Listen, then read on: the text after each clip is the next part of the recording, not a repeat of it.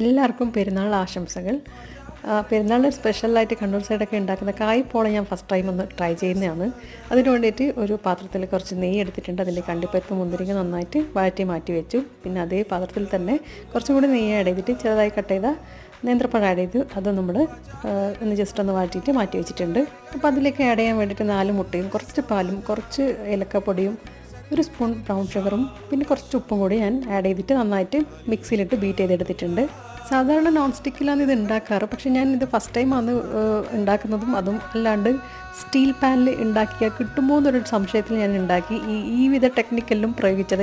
അതായത് കുറച്ച് വെള്ളമൊക്കെ ആഡ് ചെയ്ത് നമ്മൾ ചേരിയില്ലേ അതിനെ കൊണ്ടുവന്ന് ചുറ്റിച്ച് അപ്പം കുറച്ച് നല്ലോണം നെയ്യും പിന്നെ വെളിച്ചെണ്ണയൊക്കെ ആഡ് ചെയ്തിട്ടാണ് ഞാൻ ഇതിലേക്ക് ഒഴിച്ച് കൊടുത്തത്.